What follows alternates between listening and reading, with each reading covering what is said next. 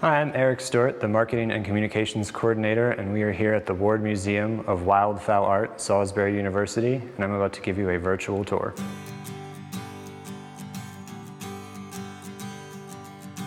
Wildfowl have been celebrated in art across the continents and throughout human history, and the Ward Museum showcases the contributions of artists who have carved birds both as utilitarian hunting tools and as objects of spectacular artistic expression. The museum was named in honor of Stephen and Lemuel Ward. The vision and artistry of the Ward brothers, when it came to carving decoys, was instrumental in the development of wildfowl carving as an art form, and bridged the gap between hunting tool and sculpture. The Ward Foundation was established in 1968 to promote wildfowl art and preserve the legacy of Eastern Shore decoy carvers Lem and Steve Ward. The museum itself was established in 1975 by the Ward Foundation. The museum's collection was displayed in Holloway Hall on the campus of Salisbury University until 1991. It wasn't until then that the Ward Museum moved into the building here on Shoemaker Pond.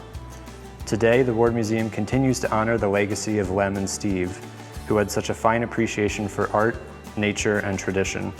Our mission here at the museum preserves the things they held dear by creating spaces and opportunities for learning about artistic traditions, community heritage, and connections to the natural environment. What makes the museum so special is that we exist in multiple spaces. What makes this place remarkable is the Ward Museum is part art museum, part history and heritage museum, and part environmental education center.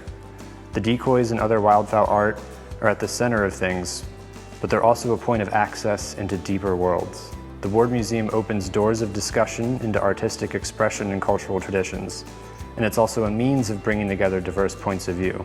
There aren't too many places that can convene people together like that. Steve and Lem Ward were both barbers from the town of Crisfield, and between haircuts would carve decoys. Neither of them worked as a waterman or hunted commercially, but both were avid fishermen and hunters.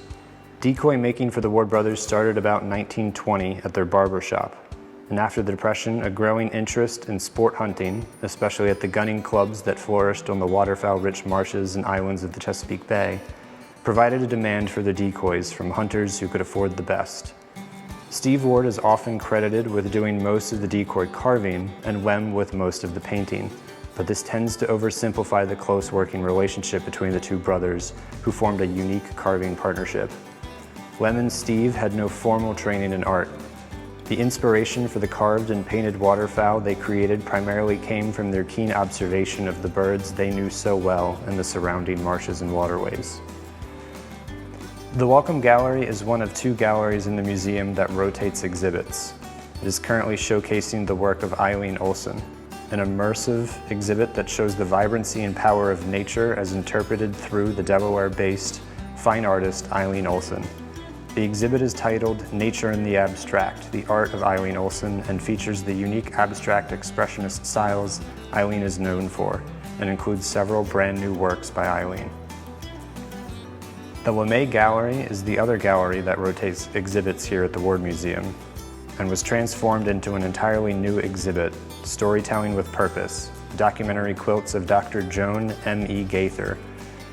The exhibit features autobiographical, historical, and community stories expressed through multimedia quilts, and will unveil a special made-for-exhibit quilt that was done by dozens of community groups from across the Eastern Shore.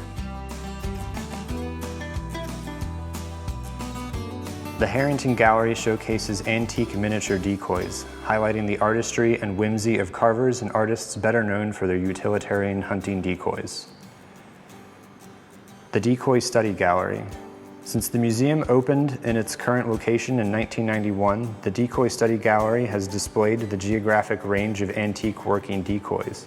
Large maps detailing the flyways along which millions of waterfowl migrate each year grace the back walls, and cases displaying decoys made in corresponding regions anchor the room. The World Championship Gallery is the largest of the museum's galleries, showcasing contemporary carvings. Many of these are masterpieces from the Ward World Championship and are stunning demonstrations of how the art form has evolved over the years.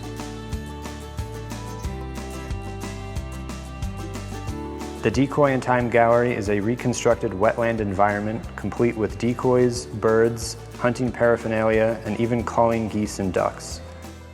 With woodlands to one side and marshes on the other, the gallery tells the history of the use of the decoy by Native Americans, early settlers, market hunters, and sport and contemporary hunters.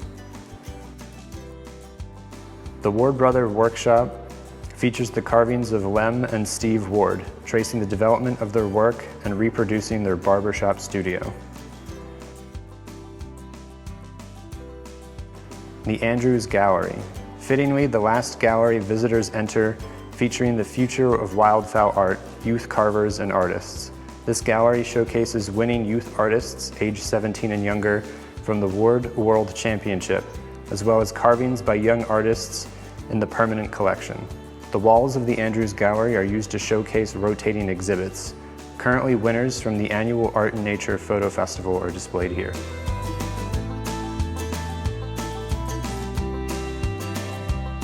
I hope you enjoyed taking a look around the galleries here at the Ward Museum, and thank you for joining us on our virtual tour.